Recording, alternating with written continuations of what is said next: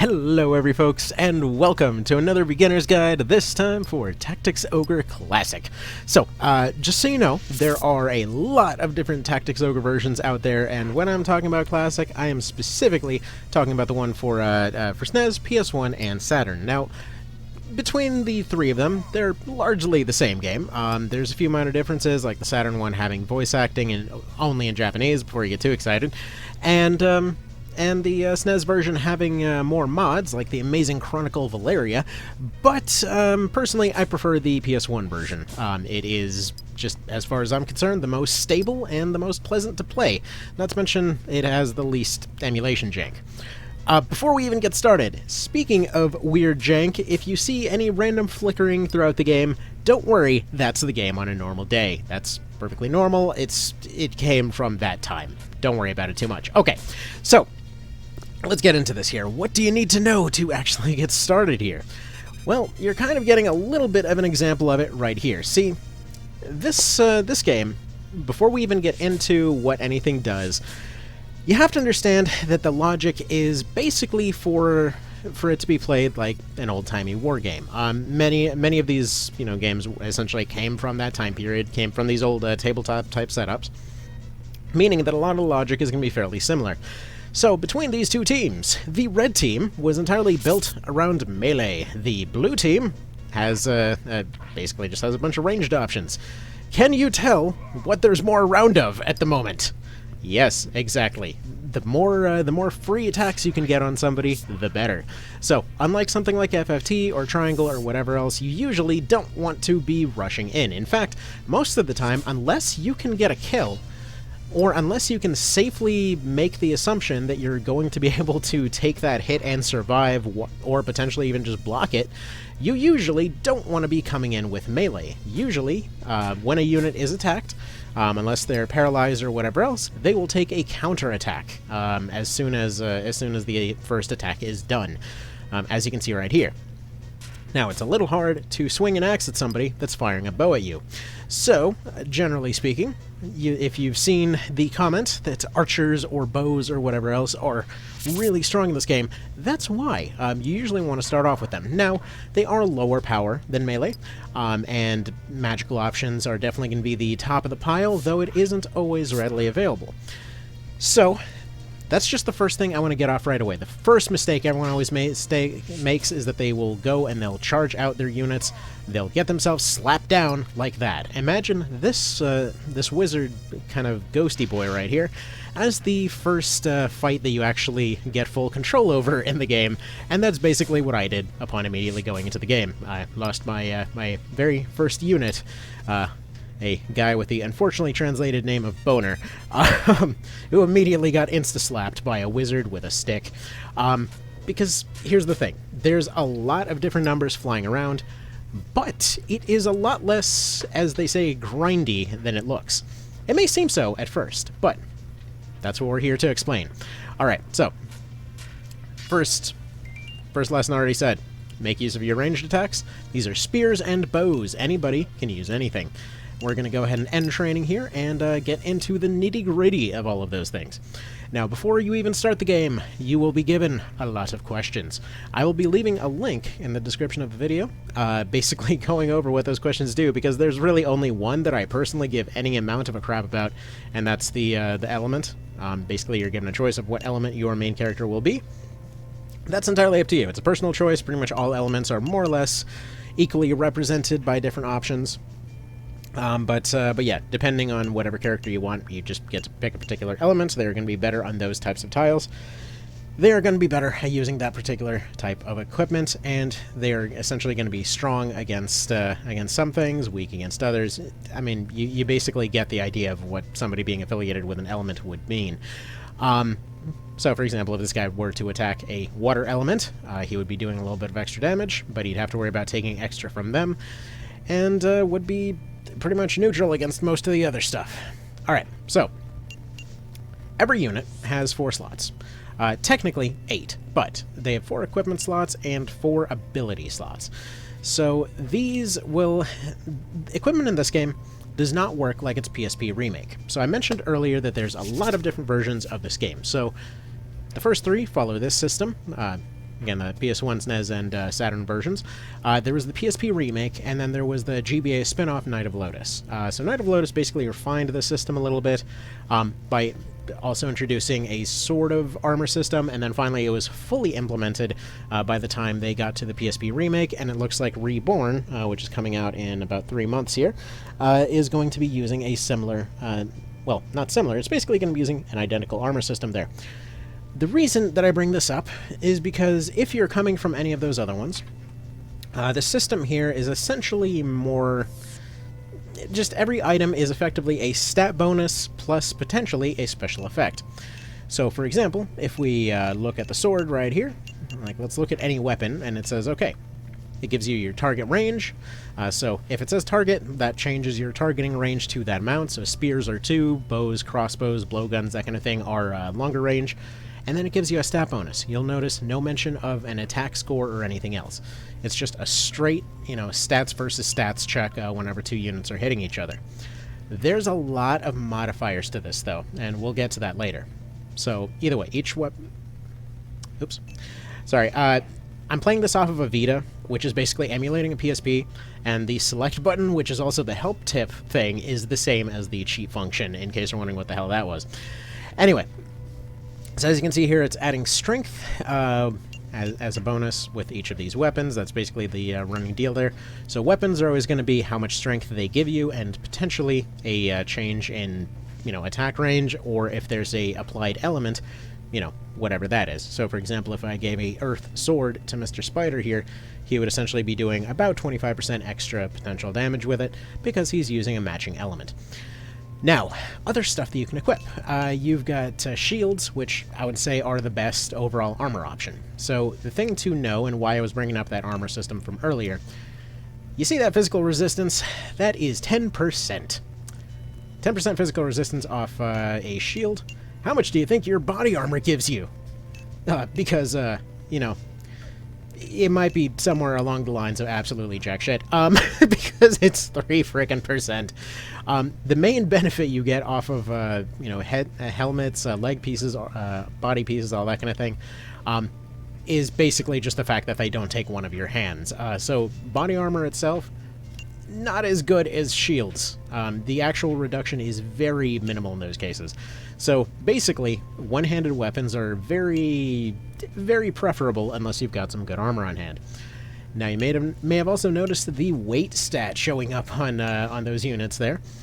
Basically, if you look at the wait time in the top right, that is the little counter that goes down until your next turn. Every tile that you move, every piece of equipment that you wear, and basically what type of actions you take during your turn all add up to increase that wait time counter until your next turn. Basically, the lower the number, the faster you move. So the less weight you have is more or less your lower compound speed as time goes on. There's 2 ways to actually lower your speed. One of them is an item you will never find on your first playthrough, don't worry about it. The second one is an orb, which you will get a couple of, which will basically take up one of your slots, and is technically an elemental nuke. But, you don't want to use that thing for that purpose. It may technically win you a map, but if you keep it in your inventory, it'll win you several maps. So, there's that. Alright, one more little note here. So, I mentioned each of these items essentially are just a stat boost with a special effect. You also can equip, items. So use items, so like this Blessing Stone here. If you're coming from the PSP remake, please bear in mind that these are incredibly rare this time around. In fact, more than likely in your first playthrough, you will have one. Unless you know where to get more of them, you will only get that one. And it's not actually a revive item, it's essentially an auto-revive item. So whoever's carrying that thing, usually you want to give it to Denim, but they'll essentially die and come back to life using up the item. I mention this because you get one pretty much immediately, and then you never see it for the rest of the game. It's kind of an odd little safety feature to explain to you that death exists. So, alright. That's all well and good. What kind of other effect... Okay, we'll actually cover other effects that you get off of items in a moment, because early game, you really don't get that many of them. In fact, for most of the game, you're running around with stuff like this. You just have whatever armor you picked up, whatever weapons you picked up, and you just kind of use what seems to work.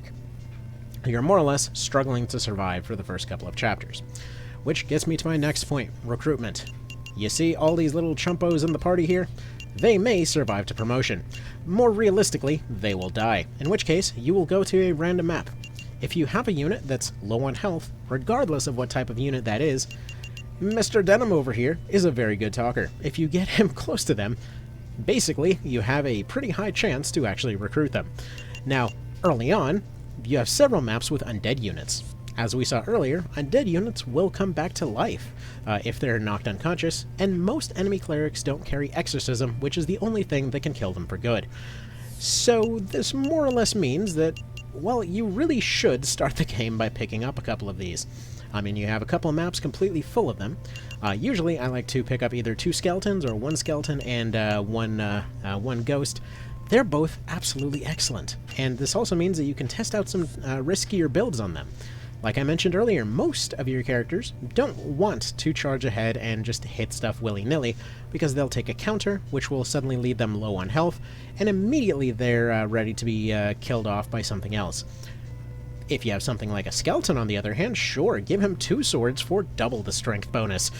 Give him a light piece of armor, because who cares? And have him charge in like a complete psychopath. Hit somebody, get killed in the reaction, and then immediately come back to life behind them. So, you know, there's stuff like that. Ghosts also teleport, and they've got magic and stuff.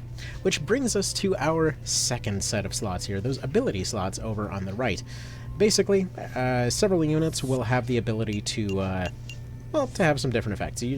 You'll more or less see something like this, where you'll, let's go to the magic slots. You'll see that they have several lines when they can't equip things, and if they can't equip things, you know, they'll just have a bunch of slots. You go through what's available, and you just fill in with books. For anyone looking forward to Reborn, by the way, that is a bit more familiar with the system in Tactics Ogre PSP, this is basically what they're going back to, because the AI is a lot smarter when it only has a few spells to manage. Anyway, we're not going to get into that too much, so let's go ahead and show a later game save file to explain a bit more as to why certain things are valuable, because it's a little bit rough to explain sometimes. Oh, by the way, actually one little note I just want to make here on either version, especially on the SNES version. If you hit your right trigger, it zooms in and out. Why is this an important detail? If you see it graphically freaking out, don't worry, that's normal. Again, it's just a thing from that time. Anyway, so let's go ahead and go through and find one of these other saves here. Let's say, let's do Tailgate, sure. So this is technically like the end game super dungeon, where you get all of your broken, overpowered nonsense. But just to give you an idea of how stuff ends up going. Because over time, you'll begin to appreciate a few different things. For one thing, you'll notice that around the mid-game is about when you actually end up kind of maxing out, so to speak. A lot of the end-game equipment people have. So, like, let's see. It's like right here. Like, we noticed those swords earlier were plus 15. We'll look at this Earth Spear. It's probably the best Earth weapon in the game. It is only strength 34. You'll notice earlier that skeleton I gave 2 plus 15 swords to would have been at 30. Meaning that in a lot of cases, you're using equipment less for its inherent, like, amazing stat bonuses, and more for some kind of other little modifier. Like right here, this guy's Earth, so I used an Earth Spear on him to get that little bit of Earth damage. Right here, there's helmets later on in the game. It doesn't mention this, but this thing ends up giving you additional luck to your stats every time you level up. He's got 2 Earth Orbs in order to make him faster. Or, like, let's say we've got this Lich over here. This is pretty self-explanatory. They do magical crap. They got a bunch of rings. What a shocker. Or right here. I will hit a button that will make no sense to use right now. Like right here, we go over to the fairy armor. Does it explain what it does? No. No, it really doesn't. This is going to be a running theme, and why I'm going to leave that link in the description also, because most pieces of equipment have some type of secondary effect to them that you're actually using them for. So, for example, the fairy armor, I believe, is the one here that ends up completely making you immune to debuffs. Or, like, let's say this guy or this lady right here, she's using this robe because it makes her MP show up faster. Or, what's this guy up to here? I mean, he's got a spear and some other stuff. I don't remember why. Anyway, point being, the overall cap for your items is not terribly high, okay? So, don't worry too much about going and trying to get the next piece of, super equipment or whatever else. More than likely, you really don't need it. More often than not, the important factor is not necessarily levels, it's not necessarily stats, it's not necessarily the gear you have, but the way that you complete a map. Alright? What am I even referring to here? Alright, so let's talk levels and things real quick. So we've gone back to that earlier save file here. And something to note on levels is that, generally speaking, you can fix any and all problems that you have level-wise in the actual fights themselves. So there's very little that you actually need outside of the fight at any given time in order to potentially complete it. This may seem a little bit backwards from some of the stuff that you've heard, but we'll go ahead and kind of show this off here.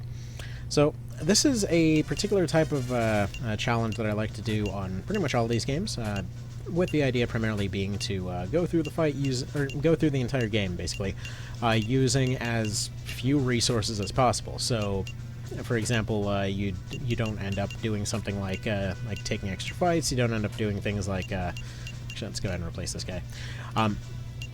You don't end up doing things like upgrading or going to the store or any of that. The idea is just you just plow through the game in the most stubborn way possible. Now, is this optimal by any means? No, that's intentionally why it's called a suboptimal challenge. But the reason that I like doing this kind of stuff is because it lets you experiment with mechanics that you don't normally see. So, for example, you may have wondered why it is that you can seemingly soft-lock yourself in situations where you need an exorcism. Well, you have a main character that can always convince somebody to go and join you, including the undead. You may have wondered why you have throwing rocks on your team. Isn't that kind of useless? Well, sure, it's tap damage, but at the same time, it's also a way for you to technically interact with higher level characters without actually having to do anything. So, for example, like right here, we look at our different characters here, and we see that this ranged character that just joined is at 6, this enemy party is at 6. However, the units that we brought, for the most part, are at level 3, meaning that they're supposedly, on paper, going to be vastly outmatched here. Which, yeah, we have Lenar here to, to do the old overpowered NPC thing. We've got some backup here in the form of Sistina, who has a reputation for getting herself instantly killed in all versions of this game. Don't worry about it. But yeah, there's a lot going on at all times. This is true of all games in the series. But, for example, like right now, just whether or not you chose to whether you chose to say that you'll save this character, and whether you actually do, will essentially be affecting your background reputation, will be affecting how characters will be interacting later, will obviously affect whether or not they can join you later. There's a lot of potential things that are happening here. So, like in this scenario, we have somebody that is, for all intents and purposes, completely surrounded by enemy units. They're a lot stronger in this version than the PSP remake, but either way, they're surrounded by enemies, and you're basically told that you can save them, potentially, but you may not necessarily have the want to do so. You may actually have noticed that this fight later got remade as the Wheatgraph fight for FFT, because it's the same people that made it. A lot of the same ideas ended up getting recycled in different ways. So, when they were actually designing this, an interesting note is that they intended for this to be the moment where people realized that there's certain mechanics to move faster. So you use less equipment, or you take less actions. However, for some reason, they never bothered to put a tutorial on that in any version of the game. I'm not really sure why. They just kind of assumed that people would figure this out. So, if you don't take an action of any kind, if you take smaller steps, like if you move 1 or 2 tiles at a time, you can, in some cases, end up getting the benefit of moving faster without actually moving that much faster. Alright, so in this particular case, we said that we would try to save her, but we weren't able to do so. Anyway, moving on. So we'll basically take a hit to our reputation for basically not actually being able to save her, but either way, it is what it is. So right here, we see that this guy's a little bit outclassed here, so we threw a rock. Now 4 experience doesn't seem like much. However, this does end up adding up quite a bit over time, especially if you're attacking leaders. Like that guy was 5. I believe Canopus is also 5. So if it's the same level, you're going to get a little bit. If you're lower to any degree, you will get a significant amount more. Also, right here's a good tutorial that, the vertical forgiveness on bows is basically non-existent, so view them more like paintball guns. You usually want to be able to hop up on top of roofs. Like if you're on top of a roof, you can fire an incredibly long distance, but if you're not on top of one, well, you're going to be having a bad time. So, either way, we're just going to go ahead and attempt to put this guy to sleep with our free ghost that we got a couple fights ago. Put him up in the front so that he's there to soak up any extra hits so we don't end up losing any other characters. Now, when I was talking about the recruit mechanic earlier, you may have potentially been thinking, like, okay, so why would you need to be able to recruit units that often? And like I was mentioning probably at some point, if I didn't cut it out, like I was mentioning earlier, essentially, your units will die if their health reaches 0. Their actual means of revival are very, very, very limited. Now, the funny part is that this means that, even though you're probably going to be losing units to random crits here and there, this also means that you have a reason to constantly get fresh recruits. So you can go into any random fight. Like, if you're in a story fight, you can just turn people to your side. If you are potentially more interested in a particular type of unit, you can go to any random map and, recruit them there. Like, personally, I prefer going to Tynemouth Hill. That's the one of the first maps that you run into, the big open field. And you will always run into a spawn of 4 lizards. People have told me before you can find fairies there too, but I've yet to find one ever, so I'm not really sure how true that is. But normally what you do is, you have units throwing rocks there, and you saw 13 experience. That's fairly significant. And at any time, if Denim has nothing better to do, just throw out a Persuade. He can technically use it from any distance. The closer you are, the better your odds of succeeding. Beyond 2 tiles, it's near non-existent. But, it is what it is. So, alright, another quick little note here. You may have noticed 2 more mechanics occasionally taking place. Namely, that some units will have weapon specialties. So, for example, you'll see when the knights take a swing, they take a different type of animation to the soldiers, or to pretty much anybody else. Every weapon has a basic animation and a fancy animation. This fancy animation actually later came back as weapon ranks for the PSP remake. It is effectively the equivalent of 1 rank of that, namely about 4 extra damage and about 3 extra accuracy, give or take. For the original version, it's a little bit different, but that's basically the idea. You get a very, very small damage bonus, to the point where, honestly, if you want to just equip just about anything else, you're just fine. You don't really need to make use of it, but you certainly can. So the reason this is relevant is because oftentimes there seems to be an overemphasis on trying to give everybody their matching weapons, so to speak. So, always giving spears to dragoons or valkyries, always giving swords to knights and that kind of thing. And in a lot of cases, no. You're better off using something completely different. So, for example, if you've got high dexterity units, you're probably better off giving them daggers. If you have units that are, that potentially are kind of around the middle line, make them skirmishers. Give them, short bows and shields. If you have, like, let's say you want to have a good frontliner that's got good offense, but you also want to make sure that they're staying relatively safe, you've basically got your knights with spears. You see the AI doing this every now and then, but it doesn't really explain why. But basically, when it comes to your knights, they specialize in strength and dexterity, not vitality like they do in the remake, by the way. If you're coming from PSP Remake, I just want to throw that out there. They are not the defense specialist. Ironically, the defense specialist is actually the Terror Knight in this one, which will get us over to... to alignments in just a moment.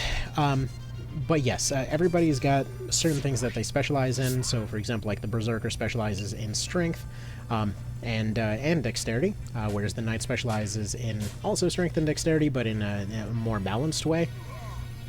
As in, their stats are balanced. The Berserker gets more strength, which makes them physically more defensive. Anyway, point being, Knights and Berserkers, you're oftentimes going to be better off either going like sword and bow, or just give them a spear. But yeah. There's also no dead zone on bows, so there's nothing stopping you from just firing a bow point blank, just so you know, and nothing can counter a ranged weapon. So, for example, if you did something dumb like this, I mean, it doesn't have anything to stop you from doing this. Meaning that if you do have characters that are very good with bows, just have them attack in melee, and then you have your melee characters attack from range. It's fine, don't worry about it. It makes more sense once you actually start doing it. So right here is probably a good example of how range would work. Because of how vertical tolerance works in this, it would be 2 tiles less range, plus 1 for attacking uphill. So functionally speaking, he might be able to hit here and here. He won't be able to hit these two, even though they're showing within range. However, this guy is downhill and slightly out of range, but we'll be able to hit him just fine. Again, you'll notice that they're doing next to no damage in this particular case. Don't worry about it. It's fine. It's fine. Okay. So, like, right here is one of those cases where you definitely don't want to take a melee attack. So, I feel like we're layering on mechanics after mechanics, but it's alright. Bear with me here. So, sword attack, not going to do much damage, and it would essentially mean that she probably would get hit and then probably would immediately die to poison. Alternative here would be to take a dice roll, 50-50 on attacking with the shield, to knock a unit back. You'll actually notice they do this in a cutscene later too, which is kind of pretty neat. But yeah, you can basically use your shield to do a weaker attack that can knock the unit back. But in this particular case, because it's a dragon, it's classed as a large unit, they will not be getting knocked back. So instead, we're just going to have them walk away over here and just throw a rock from range. Mostly because it puts them closer to their healers, you know, gets them a little bit of a ranged attack. It's a good time. It works out. Anyway. But, at this point, let's go see who's available. Oh, by the way, one thing to note, if you hold down square on this version, and probably Y on the SNES version, it shows you who's on what team if you're ever confused. But, at any point, you can just, again, go up to a unit, try to persuade them. This guy's barely damaged, but we'll see how it goes. It's worth a shot. Okay. That's fine. Again, basically a free move, so why not? I mean, it's nice because it's one of those cases where if it ends up working, suddenly you've taken out one of their units and you've gained one of your own. But if it doesn't, whatever. You know, it was basically free. So, it is how it is. Alright, so, I said I would go on about alignments, because we're looking at the switch here. By the way, there's one of those fancy animations. The 30 he's doing, as opposed to about the 20 everyone else is doing, is more because he's a boss with boosted stats, more so than the actual weapon specialization there. Alright. So, about alignments. So every character's got an alignment. This can change in a couple of different ways, but generally speaking, most characters will stay with them. That's what that letter is that's next to their element icon in the bottom left there. So Cashaway here is a neutral. Let's see, this one over here, well, I don't know, they're dying of poison. We'll check that in a sec. Lenar is lawful. The one that died is chaotic. Not that them dying really matters for their chaoticness, but whatever. So, the alignments in this, again, just kind of follow more D&D logic than anything else. So, law simply means that they obey the law. So, for example, partway through the story, there's a option where you're given an order to commit a genocide. Now, you'd think the lawful good guy approach would be, no, I'm too good for this. No, the lawful approach is, yes, sir, one genocide coming right up. And this applies in several different situations. So generally speaking, lawful just means, yes, following orders, you know, always follow orders, always keep order as much as possible. Whereas chaotic are simply freedom above all else. And then neutral is pretty much everybody in the middle.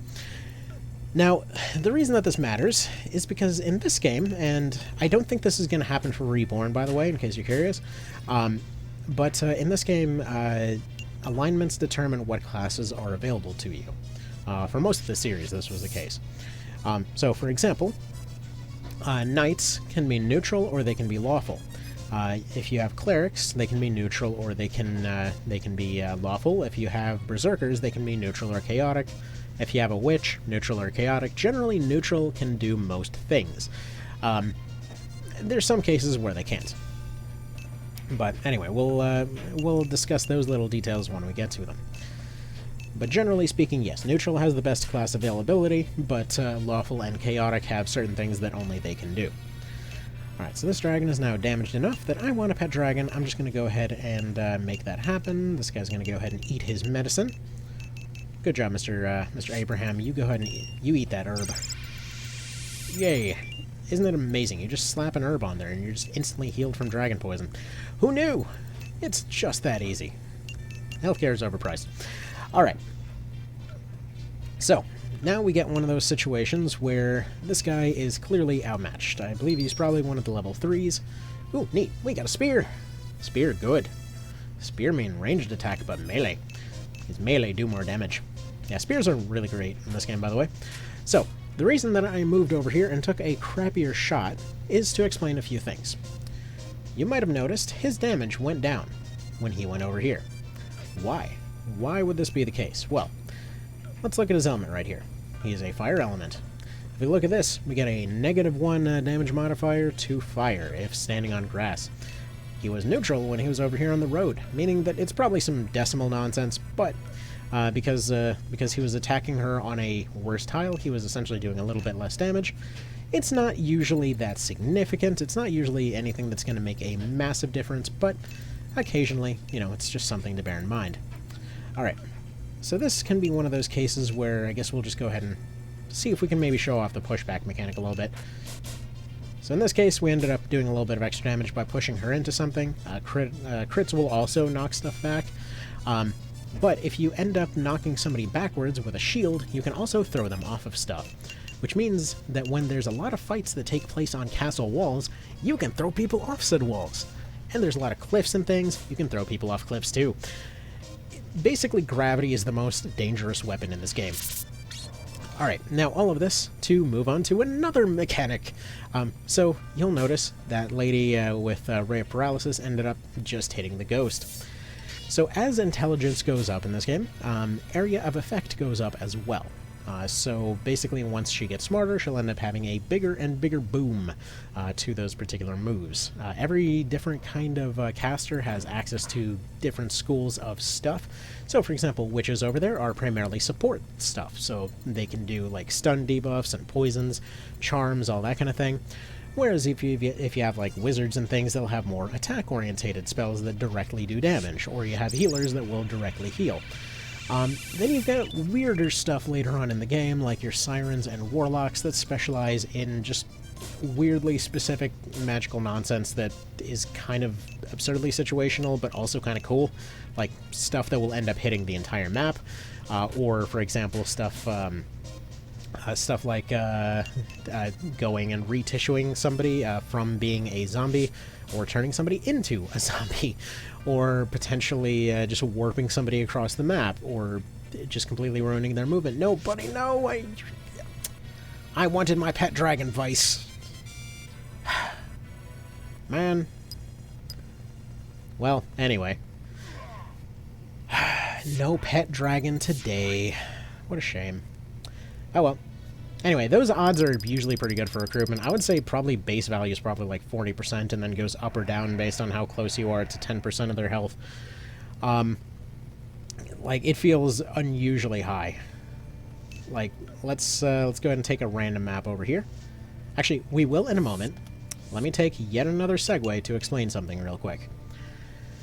If we look at the different classes that are available, each of these classes, there's a lot of different ones, all of them have a lot more features to them that you sort of feel out when you're using them than may initially meet the eye. Like, for example, these two are just primarily attack specialists, but if you give them a spear, they'll end up making far better use of those particular abilities than if you were doing their standard sword and, sword and board kind of thing, or axes in the case of the berserker. Soldiers are just what everybody starts as.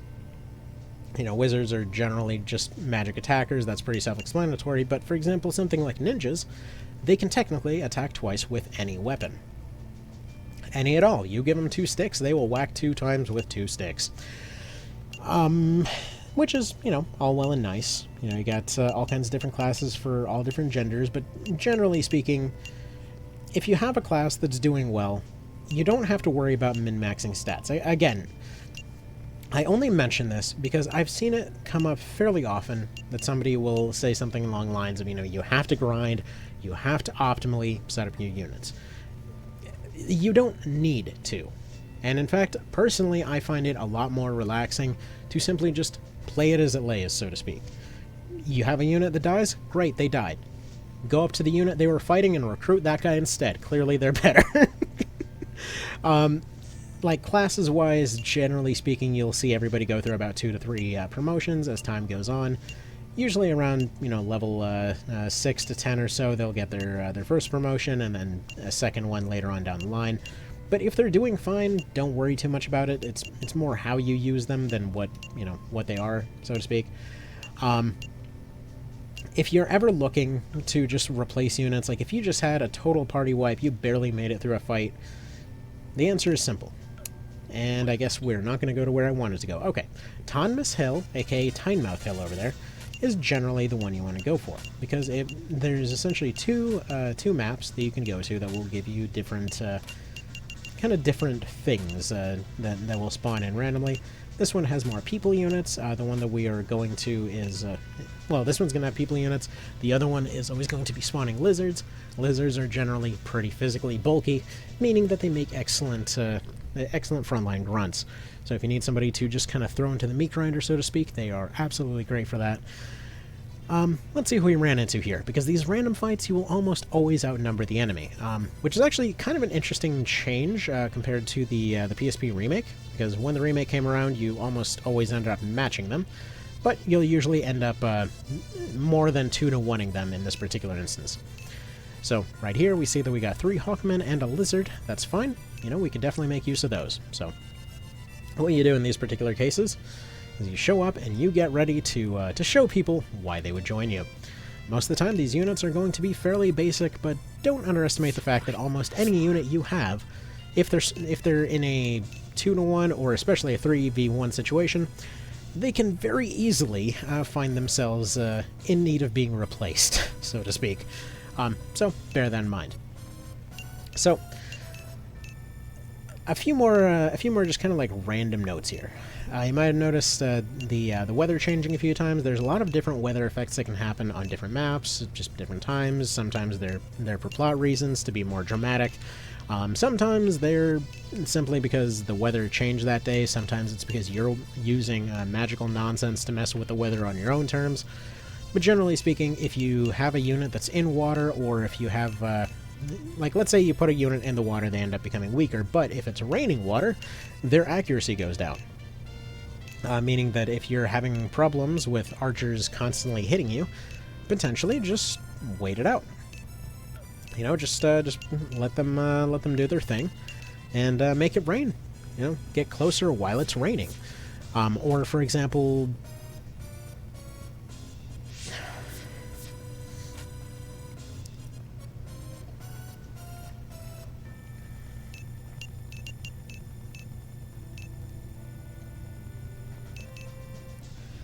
oh man, you ever have those moments where your nose just absolutely freaks out on you for no apparent reason?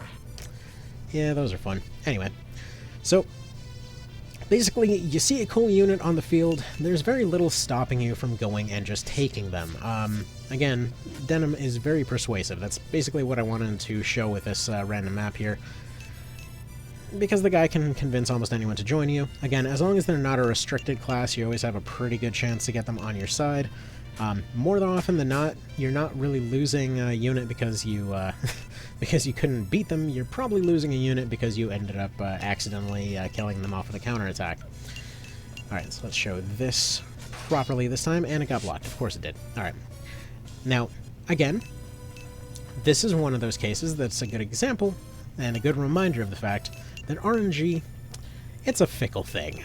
It doesn't always go in your favor, and in a lot of cases you'll have units that are weaker, you'll have some that are stronger, and you're basically going to have to adapt on the fly to what their strengths are.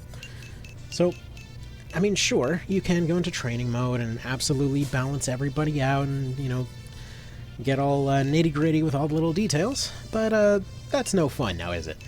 No. By far, the most fun thing is just to adapt on the fly. You know, deal with the good situations with as they come, deal with the bad situations as they come.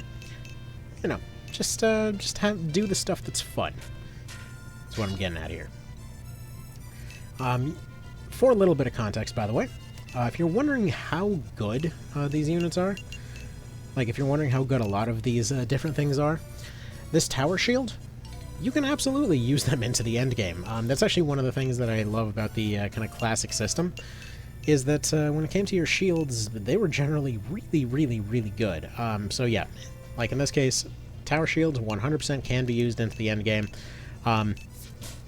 Something like short bows you generally don't want to, but since everything is all mostly stat checks and there's not really an armor system, I mean, go for it.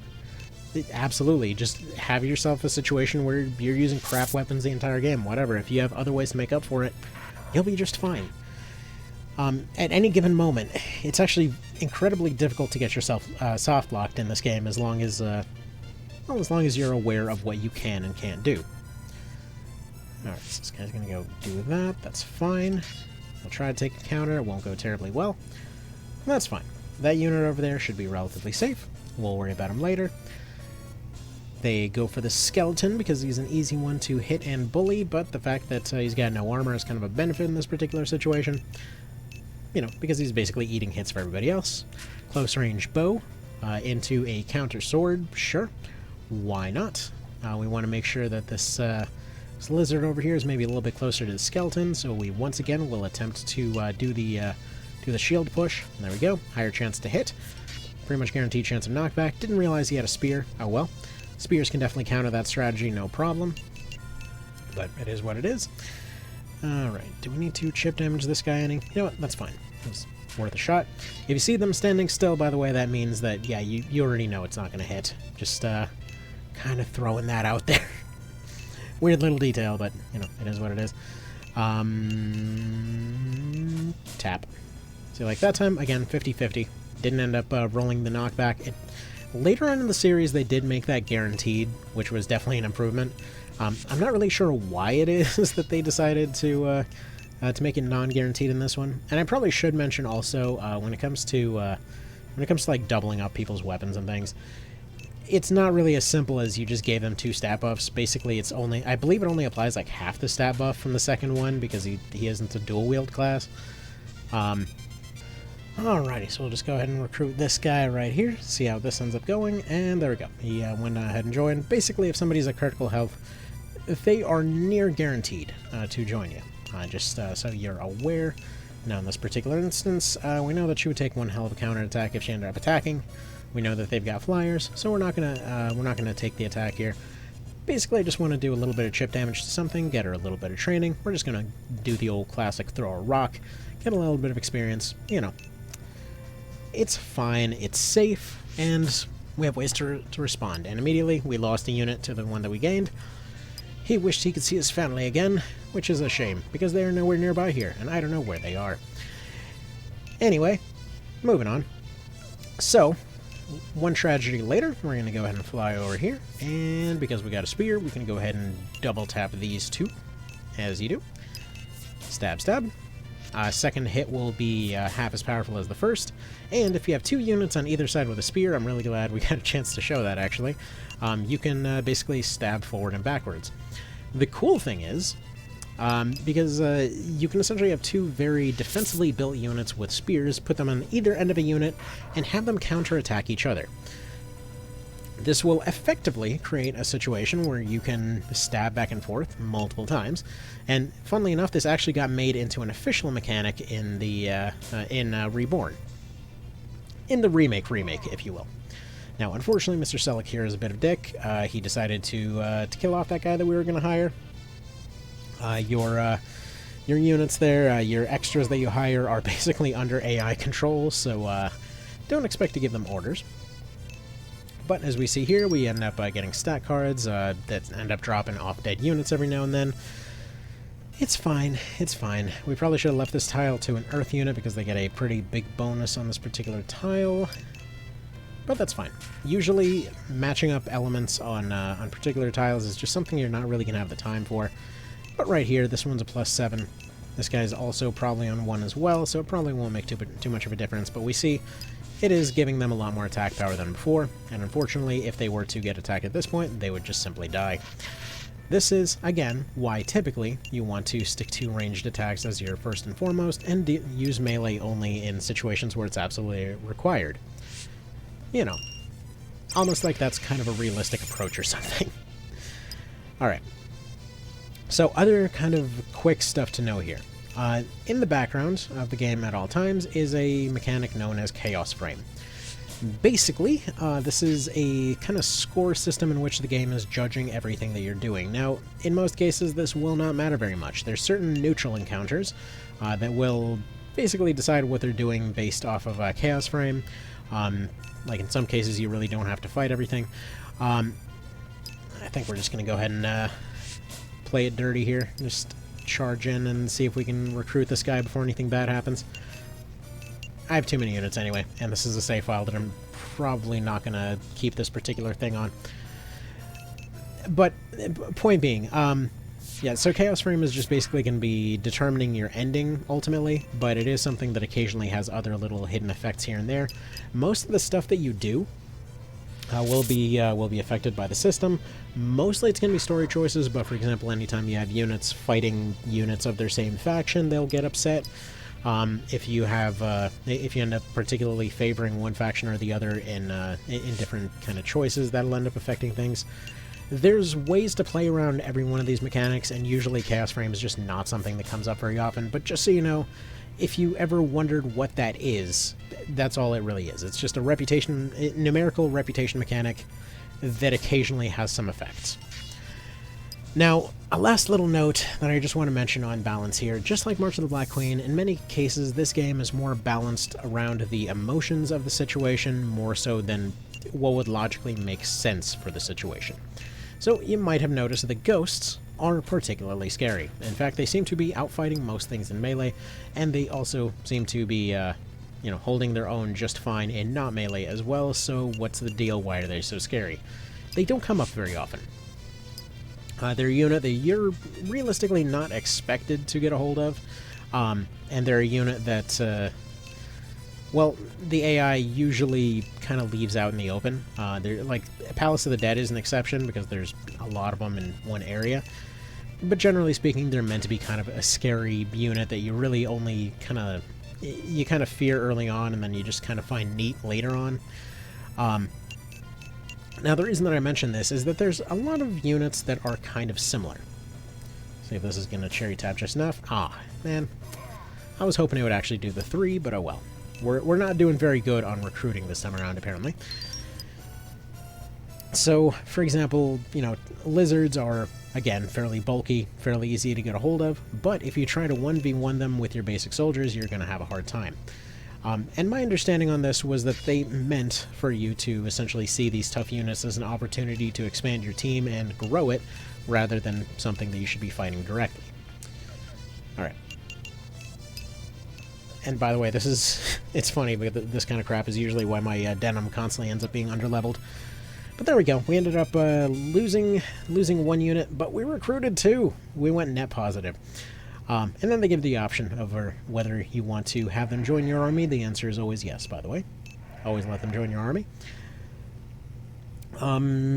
What else can you do? So if you go to the shop, if you want to have custom units, you can actually just go to the shop and hire them as well.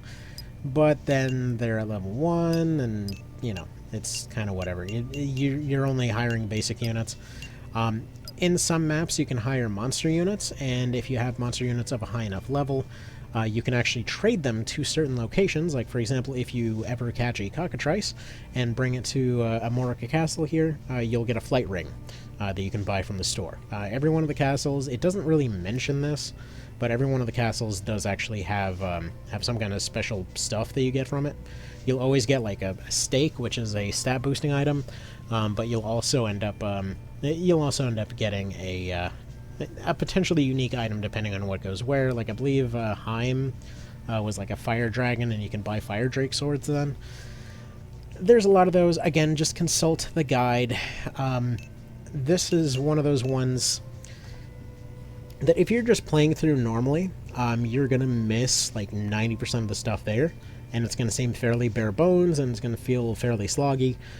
Once you kind of start looking behind the curtain there, though, once you start doing multiple runs, you start trying out these different unit types, you really kind of just start intuiting a lot of little details here and there about all these different unit types and just different stuff they can do, different little story events here and there. So hopefully this helped explain a couple things. Hopefully it's at least somewhat useful information. And hopefully it wasn't too rambly. What can I say? There's a lot of mechanics to cover. It's one of those games that always feels like it's very simple, but it's not. Don't worry too much about advancing everybody through too many classes, just really as long as they're not a soldier or Amazon, they're usually pretty good. Specialist-wise, again, attack specialists are always going to be those two, just don't charge in your frontliners. And try not to let archers get close to your wizards, and try not to let anybody get close to your archers. Well, then again, they can also short-range fire, so you know what, they're probably fine in most situations. Generally speaking, archers are pretty unusually good. Specifically, actually, later on, you get access to a couple of other maps, like kind of around here-ish, wherein you just can get infinite archers if you want, so that's a thing too. This one actually can also spawn infinite archers for you. So if you just want a bunch of archers, there you go. Just go ahead and not necessarily break the game, but you can definitely cheese the game with that. Hello everyone. So I noticed I left out a little bit of a detail when going through this earlier. It's actually a very important feature. It's over here, the Warren Report. Basically this is your news button. Now, I only mention this because it oftentimes gets missed, and it actually does have a lot of useful information in there. Actually, one thing that's particularly funny is if you have the PS1 version, it tells you about the fire sale. Basically, they're saying, hey, there's this cool rock out there somewhere. If you can figure out how to find it, you know, we'll go ahead and send you this. I mentioned this specifically because Reborn is actually doing a reference to this, because, like right here, there'll be a drawing of 500 winners, and basically they'll be given a helmet, and now they're doing a drawing of 500 winners in order to give somebody a glass pumpkin. Or I think they're giving away 500 glass pumpkins. I'm not sure. They like 500. Anyway, I just thought that was funny. But yeah, other than that, though, this thing basically just gives you a bunch of different stuff. Like the hint section is just a general guide. This one over here, the miscellaneous section, just constantly updates with different events going on in the background. And the character section will give you an updated thing of what every character in the story is currently up to, including some of the less important ones. Like, for example, somebody that's a random doctor you run into once. She gets a bio too. Every boss that you run into, every random character you run into, they're going to be here. Whether they lived, died, what they're up to, what their affiliations are, it'll give you a breakdown of everybody. And yeah, you get some news and stuff that you can rewatch here as well. This kind of gives you a little breakdown of what's up there. You can actually even replay scenes here, so it's just kind of neat. So that's about that. You guys have a good one. Take care. If you have any questions, do let me know. And again, it's hard to know where to really start with this one, so if it was a little too rambly, I apologize, but I hope this was at least useful information for you. Alright, have a good one, take care, and thank you all.